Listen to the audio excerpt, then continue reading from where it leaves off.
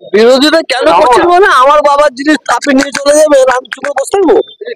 হ্যাঁ বলছি শোনেন, আজকে কলিকাতায় আমরা সমাবেশ করলাম 2024 অর্থাৎ 19শে ডিসেম্বর।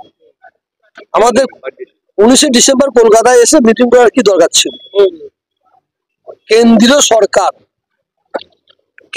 সরকার এই ওয়াকফ সম্পত্তির উপর হস্তক্ষেপ করছে, একটা বিল আনতে চলেছে। ওয়াকফ সম্পত্তিটা হচ্ছে মুসলমানদের বাবার সম্পত্তি। কেন্দ্রীয় সরকারের বাবার সম্পত্তি নেই, রাজ্য সরকারের বাবার সম্পত্তি নেই।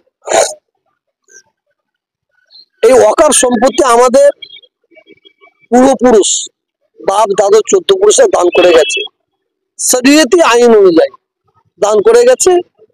যারা মুসলমানদের ছেলে মেয়েরা অর্থের অভাবে শিক্ষা অর্জন করতে পারবে না, ডাক্তার হতে পারবে না, উকিল হতে পারবে না, ইঞ্জিনিয়ার হতে পারবে না, WBCS IPS IAS হতে পারবে না, পিছিয়ে পড়া তাদের জন্য এই ওয়াকফ সম্পত্তি থেকে তাদের ঘরে সাহায্য করার জন্য এই ওয়াকফ দান করা হয়েছে। এই ওয়াকফ সম্পত্তি থেকে আমরা কি করি? এই ওয়াকফ সম্পত্তির অর্থ নিয়ে আমরা মসজিদগুলো সুন্দরভাবে যাতে চলে, আমাদের কারো কাছে ভিক্ষা না চাইতে হয়, মাদ্রাসাগুলো ভালোভাবে যাতে চলে, আমাদের ভিক্ষা না চাইতে হয়, এতিমখানাগুলো যাতে ভালোভাবে চলে, আমাদের ভিক্ষা না চাইতে হয়। এই ওয়াকফ সম্পত্তি কেন্দ্রীয় সরকার সারা ভারতবর্ষের মানুষ জানে। আজকে রেল বিক্রি করে দিচ্ছে, কালকে এয়ারপোর্ট বিক্রি করে দিচ্ছে, অন্যদিনও ওইটা বিক্রি করে দিচ্ছে। দিতে দিতে দিতে দিতে মুসলমানদের এই ওয়াকফ সম্পত্তির উপর চোখ পড়েছে, শকুনের চোখ পড়েছে। এই সম্পত্তিটা আত্মসাৎ করতে নিজের আয়ত্ত নিতে চাইছে। ডিএম ওয়াকফ অফিস চালাবে কেন? ওয়াকফ তো বোর্ড আছে, ওয়াকফ বোর্ড আছে। অতএব আমরা সেই ওয়াকফ বিলের বিরুদ্ধে আজকে সমাবেশ করেছি। অমিত শাহ বলছে যে কেউ ওয়াকফ বিল আটকাতে পারবে না, আমরা ওয়াকফ আইন পাস করবই। শুনুন, তাহলে অমিত শাহ বলছে আমরা ওয়াকফ বিল পাস করবই, তাহলে এখানে বুঝে নিতে হবে আপনাদের। তো অমিত শাহ তাহলে মানে ক্ষমতায় এসেছে, জোর করে ক্ষমতায় এসেছে আর জোর করে মানুষের জিনিস হস্তক্ষেপ করবে। তো অমিত শাহকে আমরা জানিয়ে দিই, ভারতবর্ষের মুসলমান আমরা জীবন থাকতে আমরা ওয়াকফ সম্পত্তি দখল করতে দেবো না, আত্মসাৎ করতে দেবো না। ওয়াকফ সম্পত্তিটা অমিত শাহর বাবার সম্পত্তি নেই, আর আমি তহাসির দিকে আমারও বাবার সম্পত্তি নেই। ওয়াকফ সম্পত্তি হচ্ছে আল্লাহর সম্পত্তি, আল্লাহর সম্পত্তি। কেন অমিত শাহ বাবু বলেন না দেবত্ব সম্পত্তি হাত দিতে, দেবত্ব সম্পত্তিতে হাত দিতে? মুসলমানদের পাশে না কামড়ালে হবে না। এই সরকারটাই তো ক্ষমতায় এসেছে, এটা ভারতবর্ষের মানুষ, এদের তো কোনো ইস্যু নাই। এদের একটা ইস্যু মন্দির মসজিদ, হিন্দু মুসলমান। এরা যত মন্দির মসজিদ হিন্দু মুসলমান করবে তত এদের পায়ের তলাতে মাটি সরে যাবে। গত দুদিন আগে সংসদের লোকসভায় এক দেশ এক ভোট এই বিল পাস হয়েছে, অনেক সাংসদ অনুপস্থিত ছিল। দেখেন, এক দেশ এক ভোট যে বিল পাস হয়েছে, এটা যারা রাজ্য সরকার আছে, যারা MLA আছে, তারা MP আছে, তারা দেখবে। এটা আমরা তো মানে ভোটার, মানে এক দেশ এক ভোটার যদি হয় সেটা তারা দেখবে, সেটা প্রত্যেক রাজ্যের মন্ত্রীরা দেখবে, MLA MP-রা দেখবে। কারণ আমাদের পশ্চিম বাংলার মুখ্যমন্ত্রী মমতা ব্যানার্জি আছেন, আমরা 3 বার ধরে ওনাকে মুখ্যমন্ত্রী করেছি, আমরা বাংলার হিন্দু মুসলমান সবাই মিলে। তা আমরা দায়িত্ব নেওয়া ছেড়ে দিচ্ছি। আবার এই ওয়াকফ বিলের বিরোধিতা আমরা যা করছি তার তো বেশি মমতা ব্যানার্জি পশ্চিমবঙ্গের মুখ্যমন্ত্রীকে করে দেখাতে হবে। এই জন্য করে দেখাতে হবে আমরা মুখ্যমন্ত্রীকে 2 হাত তুলে ভোট দিচ্ছি, আশীর্বাদ করেছি। যদি এমপিরা দেখা যায়, মানে আপনাদের আজকে দেখলাম মন্ত্রী ছিলেন, তৃণমূলের মন্ত্রী ছিলেন, কিন্তু লোকসভা অধিবেশনে যদি এরা অনুপস্থিত থাকে তাহলে তো বিজেপি সুবিধা পেয়ে যাবে একদম। এইটি আমার বক্তব্য। 370 যখন হয়, ওরা বিল পাস করবে কি না করবে সেটা আলাদা ব্যাপার। এরা বেরিয়ে আসছে, মানে বেরিয়ে আসা মানে ওদের একটা সুযোগ দেওয়া হচ্ছে, এটা আমরা মুসলমানরা বুঝে গেছি। তো ওয়াকফ বিল যখন পাস করবে, আমি পশ্চিমবঙ্গের মুখ্যমন্ত্রীকে বলবো ওখান থেকে কোনো এমপি না বাইরে বাইরে আসে, প্রতিবাদ করতে হবে তাদের, সেটা আমরা বাংলা মানুষ দেখতে চাইছি। আপনারা নজর রাখছেন? অবশ্যই। কি বলবেন? দেখেন, এটা মন্দিরের সুপ্রিম কোর্ট নিজে হস্তক্ষেপ করছে, মসজিদের নিচে শিবলিঙ্গ পাওয়া যাচ্ছে। এটা এই কথাটা শুনে আবার আমরা তো বলছি কি হচ্ছে, শিবকে নিয়ে কি হচ্ছে, ছেলে খেলা হচ্ছে। এখন হিন্দু ভাইয়েরা বলতে আরম্ভ করেছে, এরা শিব ঠাকুরের নামে এরা শিবকে অপমান করছে। যারা এই ধরনের কাজ করছে তারা তো আগে হিন্দুকে জানতে হবে। যত শিবের লিঙ্গ সব মুসলমানের মসজিদের নিচে ঢুকে বসে আছে। হ্যাঁ, এটা লজ্জা, এটা হিন্দু ভাইদের লজ্জা, এটা আমারও লজ্জা, আবার শিব ঠাকুরের লজ্জা। শিব ঠাকুর যদি এখন বেঁচে থাকতো না, মানে ঠাকুর যদি আমাদের সামনে থাকতো, মানে জুতো নিয়ে মারতো, আমার লিঙ্গ গেলে তো ছেলে খেলা করছে। বাংলাদেশের কেউ কেউ পরমাণু মারবে বলছে ভারতে, হুঁশিয়ারি দিচ্ছে। আসবো না কাঁদবো? হ্যাঁ, আমি বাংলাদেশকে বলবো না, শুধু বাংলাদেশকে বলবো না, পৃথিবীতে যত ক্ষমতাশালী দেশ থাকুক, ক্ষমতাশালী দেশ থাকুক, আমি চ্যালেঞ্জ করে বলছি ভারতবর্ষের একটা পশম হেলাতে পারবে না।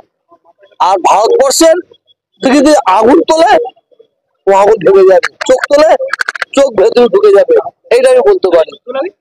যুদ্ধ লাগে, দাঁড়ান দাঁড়ান দাঁড়ান, আজকে কিছু কিছু মানুষ বলছে, বলা হচ্ছে যে ভারতবর্ষের কিছু মুসলমান আমরা পাকিস্তানি, আমাদের পাকিস্তানি বলে মানে স্ট্যাম্প দিচ্ছে, বাংলাদেশের স্ট্যাম্প হচ্ছে। যেদিন যুদ্ধ লাগবে, যারা আমাদের পাকিস্তান বলে স্ট্যাম্প দিচ্ছে তাদের দেখবেন খাটের তলায় ঢুকে গেছে। আর আমাদের মতো সচ্চাই মুসলমান দেখবেন দেশকে জীবন দিয়ে কেউ বাঁচায়, যেমন আমাদের পূর্বপুরুষরা দেশ স্বাধীন করেছে, হিন্দু মুসলমান তারা দেশকে স্বাধীন করেছে। আমরা সেই দিন দেখে দেবো, এই ভারতবর্ষের দিকে আঁচ তুললে, আগুন তুললে আগুন ভেঙে দেবো। এটা এটাকে দিয়ে একটা হিন্দু মুসলমানের মধ্যে দাঙ্গা লাগাবার চক্রান্ত। অধীর রঞ্জন চৌধুরী বলছেন 70% মুসলিম মুর্শিদাবাদে আছে, সেক্ষেত্রে বাংলাদেশ মানে তাদের ভৌগোলিক মানচিত্রে এই মুর্শিদাবাদ মালদা এগুলো নিতে পারে। পাগলে কিনা বকে, ছাগলে কিনা খায়, পাগলে কিনা বকে, ছাগলে কিনা খায়। এখন অধীর চৌধুরী মুর্শিদাবাদের মুসলমানদের প্রতি এত রাগ হয়ে গেল কেন কি জানি। উনি হেরে যাওয়ার পরে একটা মন্তব্য করেছে, সে আমার মন্তব্য মনে আছে, বলছে ইয়ে কি নাম, ইউসুফ পাঠান মুসলমান তো, আর এখানে বেশি মুসলমান বলে ওকে জিতেছে। এর আগে যখন জিতেছিল তখন কিছু কিছু বলেনি, মানে চলতে পারেনি পায়ের দোষ, চলতে পারেনি পায়ের দোষ। আর কি বলছেন, শুভেন্দু অধিকারী বলছে বাংলাদেশের সংখ্যালঘুদের উপর অত্যাচার হচ্ছে, অথচ বিজেপির তাদেরই দল, বিজেপি সরকার উত্তরপ্রদেশে মুসলমানদের লাউড স্পিকারে আজান দেওয়ার জন্য গ্রেফতার করছে এই মুয়াজ্জিন ইমামকে এবং 2 লক্ষ টাকা জরিমানাও করেছে। সেটা নিয়ে কথা বলছেন। বাংলাদেশে সংখ্যালঘুদের প্রতি যদি অত্যাচার হয়, জুলুম হয়, আমরা ভারতবাসী, আমরা মুসলমান, আমি ধর্মগুরু, তার প্রতিবাদ জানাচ্ছি, তার প্রতিবাদ জানাচ্ছি। যখন হাসিনা বাংলাদেশ থেকে এই দেশে চলে আসলো, ওইসব রাজনীতির নেতারা দেখেন যে আমার মুসলমান ভাইয়েরা তারা মসজিদের সামনে গিয়ে দাঁড়িয়েছিল, সরি মন্দিরের সামনে গিয়ে দাঁড়িয়েছিল, যাতে কোনো মুসলমান যাতে মন্দিরে আঘাত না করে। তাহলে কি বলবে, ওনাকে জিজ্ঞেস করুন তো, ভারতবর্ষে মসজিদ গুলো পোড়ানো হচ্ছে, মাদ্রাসা গুলো পোড়ানো হচ্ছে, হ্যাঁ কি বলে কোরআন শিব পোড়ানো হচ্ছে, উনি খুব খুশি নাকি? সে সম্বন্ধে একদিনও বক্তব্য রেখেছেন উনি? যারা যারা মানুষ হবে, যাদের গায়ে মানুষের চামড়া আছে, তাদের গায়ে মানুষের চামড়া আছে, হিন্দু ভাইয়ের দুঃখিত হতে হবে, মুসলমান ভাইয়ের দুঃখিত হতে হবে। হিন্দু কাঁদলে আপনাকে মনে কষ্ট পেতে হবে, মুসলমান কাঁদলে কষ্ট পেতে হবে, তবেই তো সে মানুষ, সবই তো সে মানুষ। এইসব এটাকে সামনে রেখে বাংলায় হিন্দু মুসলমানের মধ্যে একটা দাঙ্গা লাগার চক্রান্ত করছে, বিশেষ করে কিছু গদি মিডিয়া, কিছু পাচাটা মিডিয়া, কিছু জঙ্গি মিডিয়া, মৌলবাদী মিডিয়া, এরা এদের মানে এদের চ্যানেল খুললেই এই হয়ে গেল, এই হয়ে গেল, এই হলো। আবার বাঁদরের মতো কিছু লাফাতে দেখবেন, বাঁদরও লজ্জা পাবে, বুঝবেন না, বাঁদরও লজ্জা পাবে ওদের লাফাতে দেখে। আমি প্রত্যেকটা মুসলমান ভাইদের বলবো, হিন্দু ভাইদের বলবো, মা বোনদের বলবো, আমরা যেরকম ভাই মিলেমিশে ছিলাম আছি থাকবো। এই গদি মিডিয়া পাঁচাটা মিডিয়া পাল্লাই পড়ে ওরা তো চাইছে কবে মুসলিম হিন্দুরা নামবে, কবে হিন্দুরা মুসলমানদের মধ্যে হামলা করবে, এই তো উস্কান দিচ্ছে। উস্কানের দ্বারা কাজ হবে না, ওই জন্যই চুলকানো মিডিয়া নাম হয়ে গেছে। আজকে দেখলাম ওই জন্য সন্ন্যাসীরাও ছিল আপনাদের সাথে, মানে সম্প্রীতির ব্যাপারটা। দেখেন পাঁচটা সন্ন্যাসী বলে সম্প্রীতি হয়ে গেল নাকি? সম্প্রীতি আমাদের আগে আগে ছিল, আছে থাকবে। হ্যাঁ, আমরা পাঁচটা সন্ন্যাসীকে তুলে দিয়ে আমরা সম্প্রীতির বাতাবরণ দিচ্ছি? না না না, সম্প্রীতি আমাদের অন্তরে, হিন্দুদের অন্তরে আছে, মনে আছে, আর আমাদের মুসলমান আমাদের মনে আছে। এটা এটা সবাই মিলে আমরা এটা করলাম না, আমরা হিন্দু মুসলমান মিলে বার্তা দিলাম, গদি মিডিয়াকে বার্তা দিলাম, অসৎ চরিত্র রাজনীতি নেতাদের বার্তা দিলাম, তোমরা যত যাই চেঁচাও না কেন আমরা এক জায়গায় আছি, থাকবো। শেষ প্রশ্ন, যে আপনি যে রানী রাসমণি বাটি আজকে বক্তব্য রাখলেন, এখানে দাঁড়িয়ে কদিন আগে শুভেন্দু অধিকারী বলেছে যে আসামে গোমাংস খাওয়া বন্ধ করে দিয়েছে, পশ্চিমবাংলায় কেন হবে না? দেখেন কে কি খাবে সেটা তার ব্যাপার। আমি তহা সিদ্দিকী, বিশ্বাস করুন আপনারা সবাই যাবেন, আমাদের কুরবানির সময় আমার একটা গরু কুরবানি দিলে হয়ে যায়, কিন্তু আমাকে দুটো গরু কুরবানি দিতে হয়। আমার অনেক হিন্দু বন্ধু আছে, কুরবানির সময় আমি মাংস রান্না করি, গোস্ত রান্না করি, আর ভালো পোড়াটা করে আর লাচ্চা করি, বুঝলেন তো। তা আমার হিন্দু ভাইয়েরা যখন এসেছে, আমার খাসি হয়, তাদের ঘরে আমি খাসি একদম এক মানে বউল খাসি নিয়ে দিচ্ছি, তারা আমাকে ঝগড়া করতে হবে, খাসি খেতে এসেছি এখানে, খাসি তো আমরা ঘরে খাই, কি খাবি? বলে গরুর মাংস খাবো।